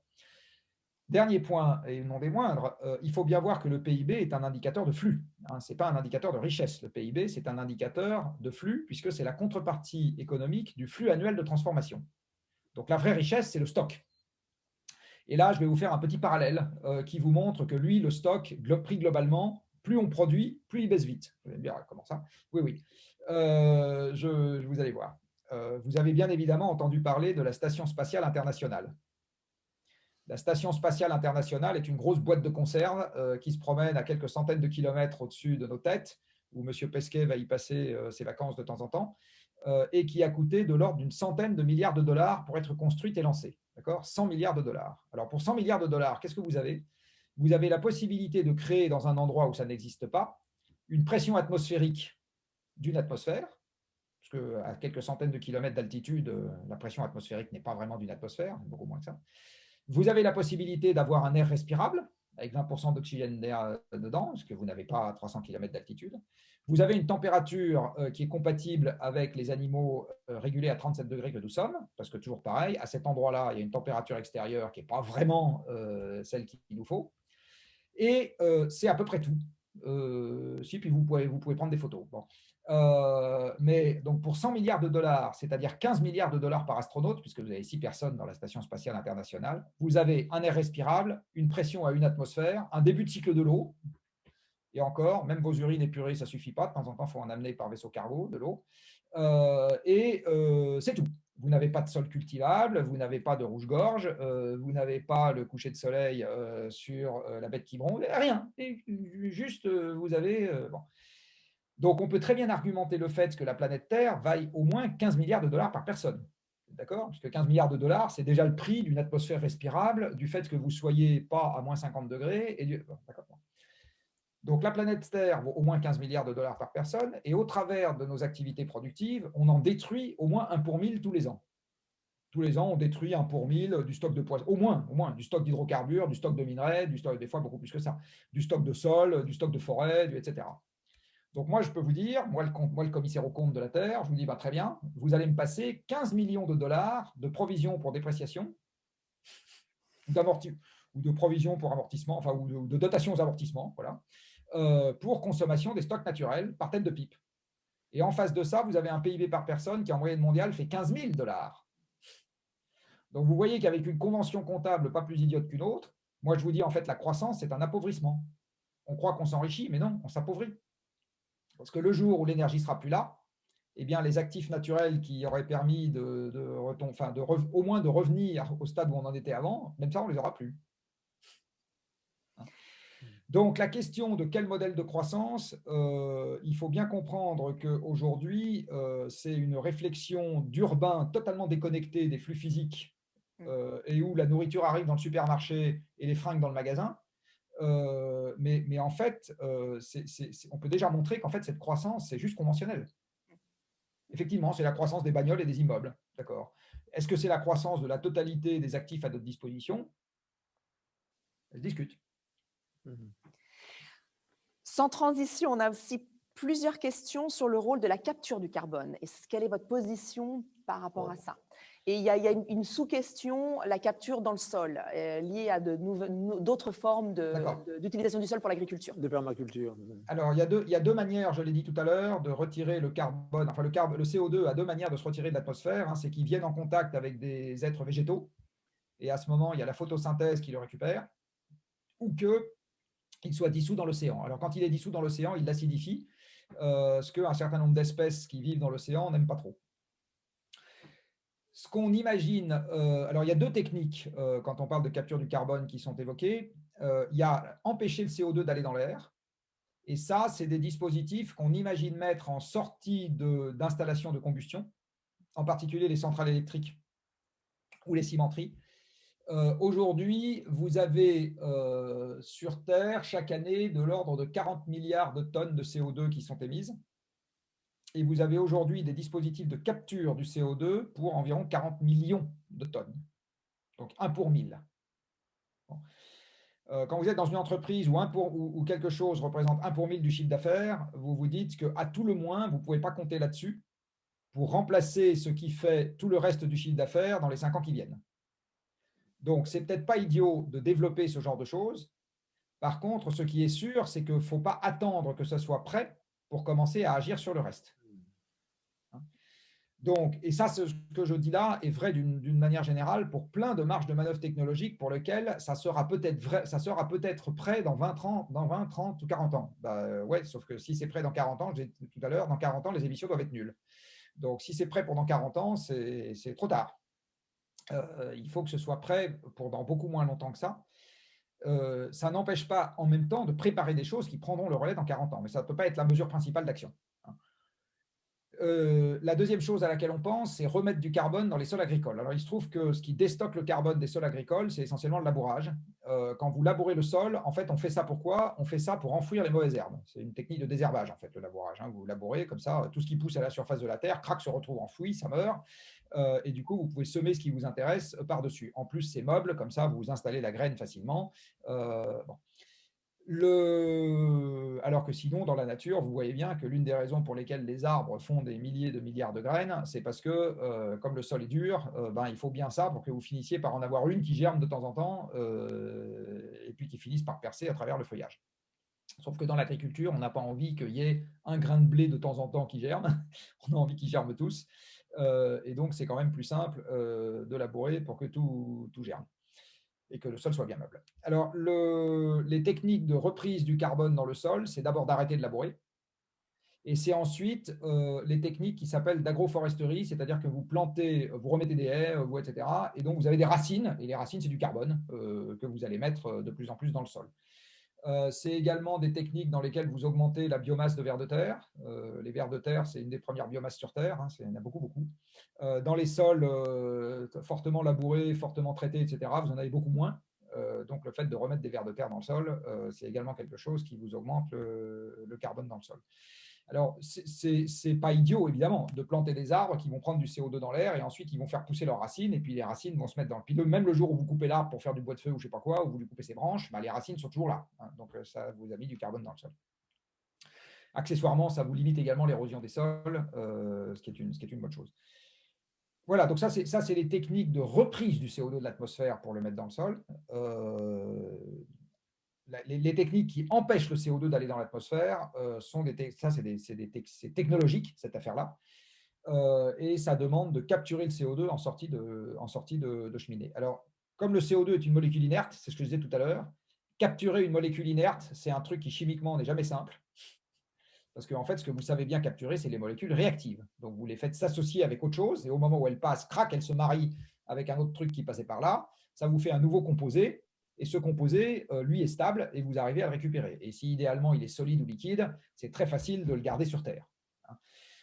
Mais quand vous avez un composé qui est inerte, comme le CO2, c'est beaucoup plus compliqué d'arriver à le capturer. Donc, en fait, vous y arrivez avec des dispositifs qui eux-mêmes vont consommer de l'énergie. Et en pratique, l'énergie qui est nécessaire pour capturer le CO2 d'une centrale, par exemple, se balade entre 15 et 30% de l'énergie thermique de la centrale. Donc, ce n'est pas du tout négligeable. Et ça veut dire que ces 15 à 30% ne sont plus là pour produire de l'électricité, par exemple. Donc, si vous mettez cette technique en œuvre à large échelle sur les centrales existantes, ça veut dire que vous avez besoin d'augmenter le nombre de centrales pour compenser la différence, ou vous avez besoin à l'aval d'engendrer des économies d'énergie importantes, enfin des économies d'électricité en l'occurrence importantes, pour compenser la perte. Voilà. C'est essentiellement ça le problème de la capture du CO2. Puis par ailleurs, ça demande des grosses installations qui sont volumineuses, donc il faut avoir l'espace pour les mettre. Et enfin, il faut avoir un endroit où mettre le CO2 une fois que vous l'avez capturé, parce qu'une fois que vous l'avez capturé, en fait, vous le compressez pour le rendre ce qu'on appelle supercritique, donc en gros liquide, mais sans viscosité, c'est ça du CO2 supercritique, et vous l'injectez dans le sous-sol. Mais il faut avoir un endroit où l'injecter. Il faut évidemment que les gens soient suffisamment convaincus que c'est une bonne idée pour pas que vous ayez 1 milliard de procès sur la figure avant d'y arriver. Enfin, bref, donc ces trucs-là sont lents. Donc oui, technologiquement, c'est possible. Maintenant, d'ici à ce que je meure, ça ne constituera pas une marge de manœuvre première dans l'ensemble de ce qu'il faut faire. Ça ira beaucoup plus vite d'essayer de convaincre les gens que c'est une bonne idée de se mettre au vélo. Et il y a aussi tout un groupe de questions sur l'hydrogène. Donc ça, il faut que je vous le pose aussi. Le rôle de l'hydrogène dans ce débat et est-ce qu'on a raison de s'emballer sur l'hydrogène? L'hydrogène aujourd'hui est un gaz qu'on connaît bien dans le monde de la chimie parce que fabriquer de l'hydrogène, c'est dans le monde motivé par deux grandes applications qui sont d'une part désulfurer les carburants. Vous savez que vous avez une réglementation sur les carburants automobiles, le diesel ou l'essence, qui fait que ces carburants doivent être raisonnablement exempts de soufre. Or, dans le pétrole, vous avez du soufre, parce que le pétrole étant le résidu d'une décomposition d'organismes anciens, du plancton, dans les êtres vivants, il y a du soufre. Dans Monsieur de Bétigny, il y a un peu de soufre, mais heureusement, il ne sent pas le soufre, mais il y en a quand même un peu.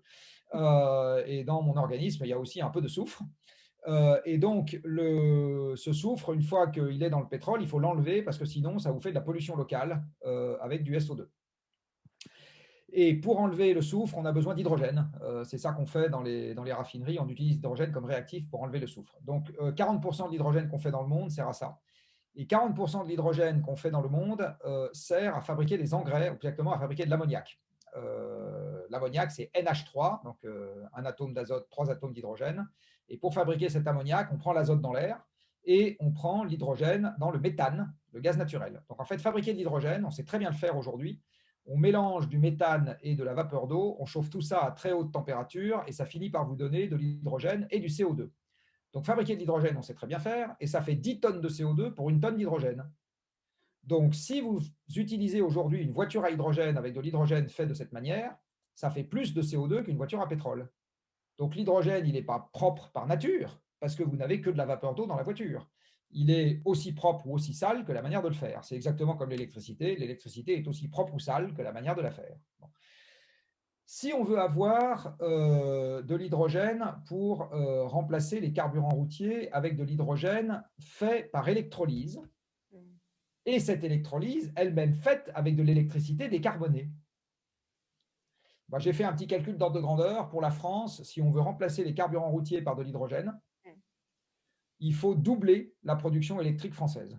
Voilà. Donc on peut le faire, on n'en prend pas vraiment le chemin. On peut le faire. Voilà. Et après, vous avez une logistique de l'hydrogène qui est une logistique qui est complexe parce que l'hydrogène, il se trouve que c'est le gaz inflammable qui est le moins dense énergétiquement par unité de volume. C'est-à-dire que si vous prenez 1 mètre cube d'hydrogène à température et pression ambiante, eh bien, vous avez moins d'énergie en le brûlant que si vous prenez 1 mètre cube de méthane, dans lequel il y a lui-même moins d'énergie que si vous prenez 1 mètre cube d'éthane, dans lequel il y a moins d'énergie que si vous prenez 1 mètre cube de propane, etc. Bon. Donc, dans 1 mètre cube d'hydrogène, c'est là que vous avez le moins d'énergie dans tous les gaz inflammables. Or, la logistique d'un gaz, c'est de l'énergie. Il faut le compresser, il faut le transporter, etc. Tout ça, c'est de l'énergie. Donc, l'hydrogène est le gaz avec lequel vous allez avoir le plus mauvais rendement énergétique dans sa manutention. D'accord ? C'est plus mauvais que le méthane et c'est évidemment beaucoup plus mauvais que le pétrole qui, lui, a une manutention extrêmement simple puisque c'est liquide à température et pression ambiante. Et donc, la dépense énergétique que vous avez pour transporter et stocker du pétrole est extrêmement faible. C'est la raison pour laquelle, soit dit en passant, le pétrole est la seule énergie mondiale, vraiment mondiale, que nous ayons. Parce que c'est extrêmement facile à transporter et à stocker en utilisant très très peu d'énergie.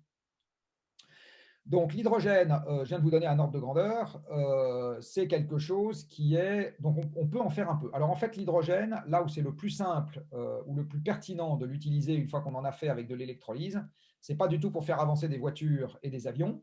Les avions, on en fera moins, ce n'est pas très grave. Les gens feront moins le tour de la Terre. Bah, ils feront moins le tour de la Terre, c'est juste pas grave, quoi. Je veux dire, pendant des centaines de milliers, enfin pendant des dizaines de milliers d'années, on a vécu sans avion. Et même pendant toute l'époque de l'humanité jusqu'à il y a 40 ans ou 50 ans, on a vécu sans avion. Bon, donc, pas très grave de vivre sans avion. On peut garder quelques avions, etc. Mais je veux dire, on n'a pas besoin… Enfin, les cohortes de touristes qui se précipitent dans les grands magasins parisiens, je suis intimement persuadé que ce soit totalement indispensable au bonheur de l'humanité. Donc, et les cohortes de Français qui vont retrouver d'autres Français au Club Med, pas non plus. Enfin bon, bref. Je suis sûr que ça, on peut très bien s'en accommoder de faire avec moins. 75% du trafic passager dans l'avion, c'est du trafic de loisirs. Donc on s'occupe, on passe notre temps, mais on peut s'occuper autrement. C'est pas très grave.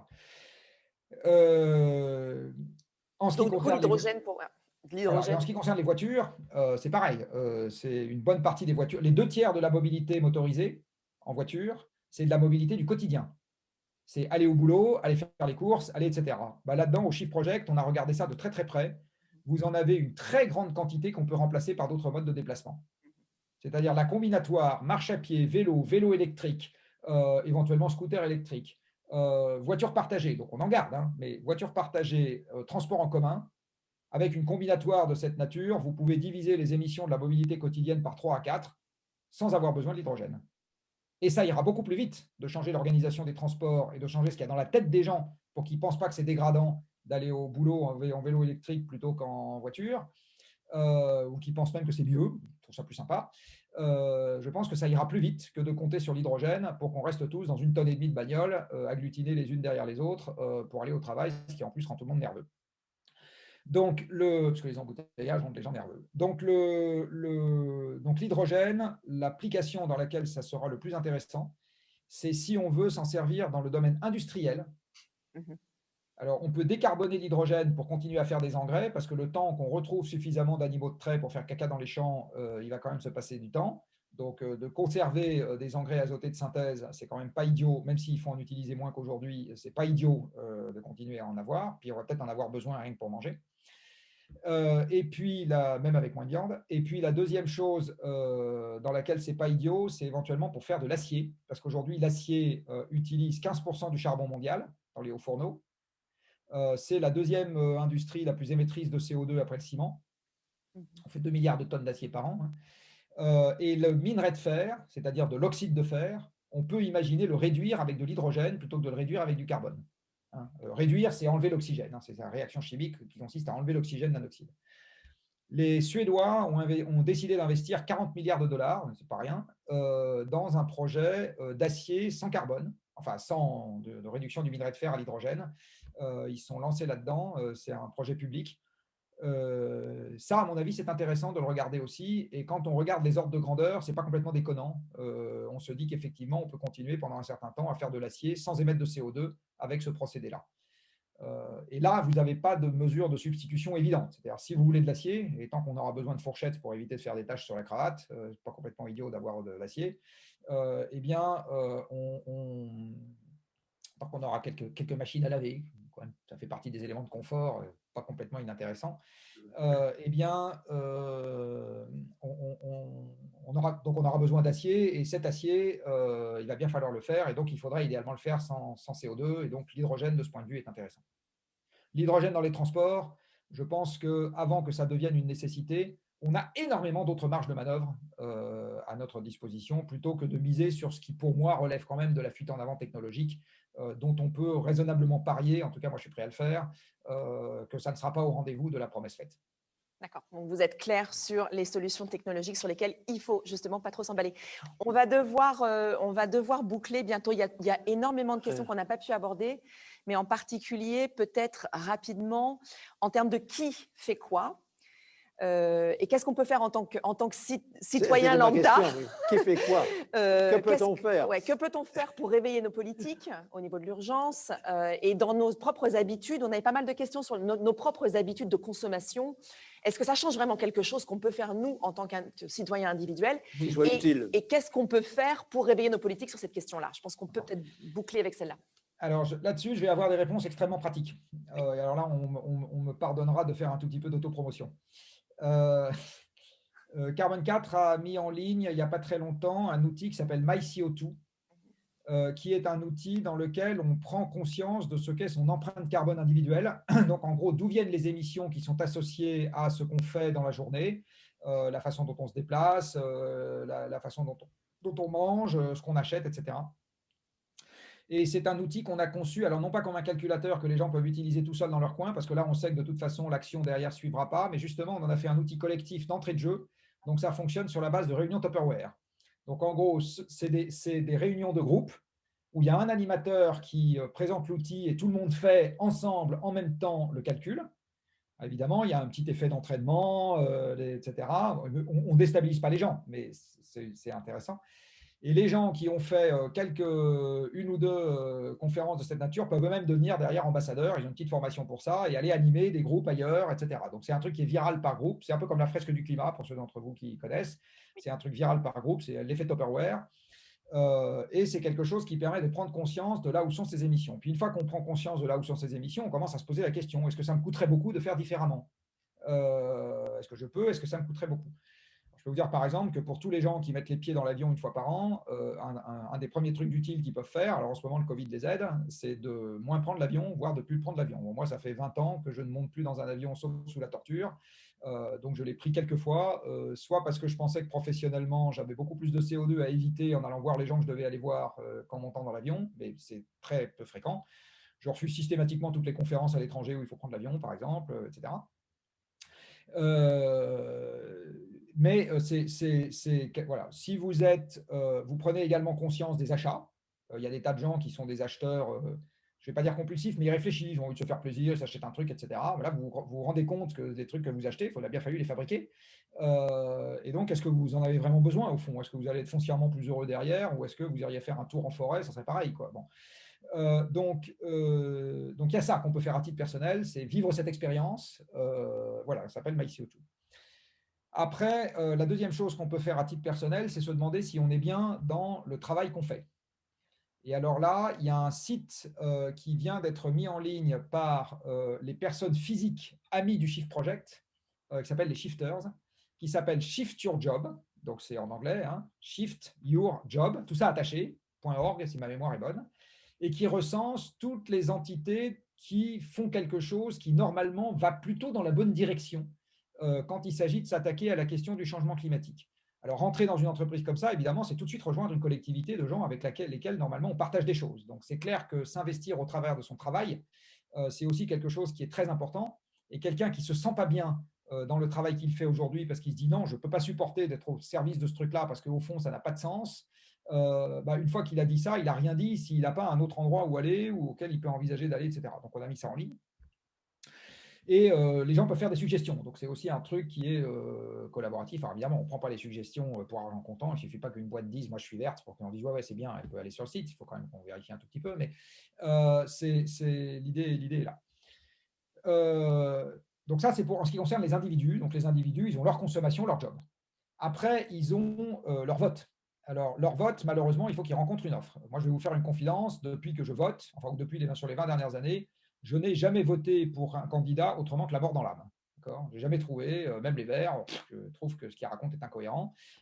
Donc, je n'ai jamais voté autrement que la mort dans l'âme pour un candidat ou une candidate. Voilà, c'est comme ça. Donc là, malheureusement, si vous n'avez pas l'offre, vous n'avez pas l'offre. Je veux dire, vous ne pouvez rien y faire. Donc là, c'est compliqué. Et puis les gens qui sont prêts à créer leur propre parti pour avoir l'offre, il n'y en a quand même pas beaucoup, parce que c'est un chemin de croix de commencer à faire ce genre de choses si vous voulez pas trop vous compromettre et rester à peu près entier.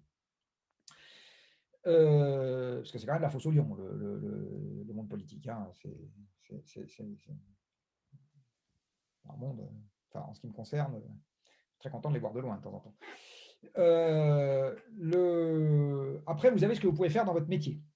Alors, s'il se trouve, là, ça renvoie à ce que j'ai tout à l'heure, que vous êtes déjà à un poste de responsabilité, là, j'ai envie de dire votre devoir, presque votre devoir, c'est même pas un luxe. Quand vous savez qu'il y a un gros paquet pardon de l'expression, mais un gros paquet de merde qui s'annonce, le devoir de tout chef d'entreprise responsable ou de tout dirigeant d'entreprise responsable ou de tout cadre responsable ou de toute personne en responsabilité responsable est de commencer à essayer de comprendre ce que ça peut vouloir dire pour son activité.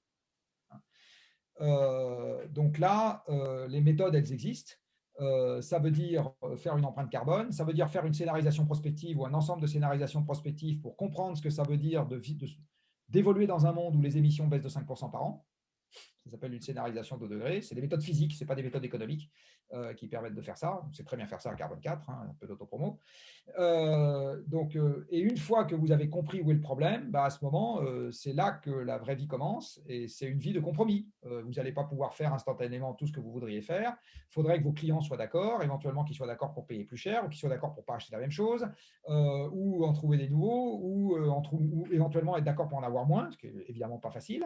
Bref, donc c'est là que les vraies difficultés commencent. Mais au début, était le décompte. Donc, au début, il faut comprendre avec des méthodes et des outils. Alors, ce que je dis est vrai dans une entreprise ordinaire, c'est vrai dans une association, c'est vrai dans la sphère publique, c'est vrai dans le monde financier. Partout, il y a des méthodes qui sont basées sur un peu le même corpus méthodologique qui permettent de comprendre comment se présente le problème. Donc, voilà en gros les quelques réponses que je peux faire rapidement. Ce que je peux vous dire, parce que c'est mon expérience, c'est que les gens qui commencent à comprendre et qui commencent à avoir envie de faire quelque chose, j'en ai pas vu beaucoup, vraiment, j'en ai pas vu beaucoup ressortir le doigt après. Donc, il y a un côté un peu excitant, je ne sais pas si je dois dire excitant, fascinant, etc. Et il y a un très bon exemple de ça qui a été donné par l'exemple de la Convention citoyenne. récentes. Oui. C'est très intéressant de noter que quel que soit l'avis technique qu'on puisse avoir sur leurs propositions, parce que dans les propositions, les 150 qu'ils ont faites, il y en a certaines que je trouve très intéressantes, certaines que je trouve un peu moins appropriées, certaines où je me dis là, je pense qu'il y a un truc qu'ils n'ont pas saisi, mais peu importe. Ce qui est très intéressant, c'est qu'ils ont dit, alors qu'ils ne se connaissaient pas au début, c'est 150 personnes qui ne se connaissent pas au début. D'accord ? Ils ont dit à partir de maintenant, ça ne va pas s'arrêter là, on fait une association et on est tous dedans. Bon. Oui. Donc pour moi, c'est ça l'enseignement majeur de cette convention, c'est l'effet d'attraction très très fort que possède ce sujet une fois qu'on a commencé à mettre le pied dans la piscine. Voilà, et ça, c'est le truc qui me rend un peu optimiste, parce que je me dis, il y a un élément déclencheur dans cette affaire, il y a une vertu à la pédagogie. Même si le problème est désagréable à entendre, au moins ça remet le monde en cohérence. Alors j'ai compris il n'y a pas très longtemps que la cohérence était aussi un processus enfoui au tréfonds de notre cervelle qui avait beaucoup d'importance pour nous. Ça rend le monde lisible, ça le rend prévisible. Donc ça le rend prévisible sur des trucs pas sympas, mais au moins ça le rend de nouveau prévisible. Et donc on a envie de s'inscrire dans quelque chose qui permet, où on comprend ce qui se passe, et d'agir sur quelque chose qu'on se met à comprendre. Voilà. Et donc je pense que c'est une des raisons pour lesquelles je ne vois que très peu de gens faire machine arrière après avoir commencé à s'agiter dans cette direction. Eh bien, écoute, merci beaucoup, Jean-Marc. C'est un voyage très, très important pour nous d'arriver à mieux décoder ce qui se passe, et tu l'as bien expliqué. Et finalement, si tu nous as inquiétés, tu nous donnes aussi quelques pistes quand même de ce qu'on peut essayer de faire. Et la question de Catel était tout à fait pertinente. Qu'est-ce qu'on peut finalement, concrètement, est-ce que chaque citoyen peut faire quelque chose? Et tu ne nous laisses pas quand même totalement abandonnés, et tu nous donnes quand même quelques suggestions. Je te remercie beaucoup. Puis tu nous donnes aussi des éclairages sur des questions qu'on se pose tous, l'hydrogène par exemple, le futur du nucléaire, le fait que les États-Unis et la Chine maintenant disent ils vont faire des efforts. Est-ce que tout ça va vraiment nous améliorer les générations futures? Parce que c'est pour eux qu'on travaille maintenant. Tu dis à court terme, c'est trop tard maintenant, on ne peut pas faire grand-chose. Mais pour le long terme, il faut penser au long terme. On doit faire des choses sur l'adaptation. C'est-à-dire que comme le coup est parti, il faut aussi qu'on s'en occupe. Il n'y avait pas de question là-dessus, mais il faut quand même qu'on s'en occupe. Hein. En tout cas, merci beaucoup. Merci aussi, Catel, d'avoir accepté d'être avec nous ce soir et de nous aider de l'Institut aussi que tu diriges. Je peux rajouter juste un petit mot à ce propos, Vas-y. qui est de dire qu'au-delà de nos responsabilités en tant que citoyens, à l'INSEAD, bien entendu, on a aussi une responsabilité collective, parce qu'on est un organisme d'éducation et puis qu'on forme des gens qui vont rentrer dans le business. Et le rôle justement de l'Institut que je dirige ici, c'est d'intégrer ça dans notre curriculum, dans la recherche et dans les opérations de l'école. Donc, il faut aussi montrer que les organisations éducatives ont une responsabilité. Donc, je voulais juste oui, il y a des initiatives. mentionner ça en conclusion. On a un bon exemple d'une initiative comme ça, là, oui, absolument.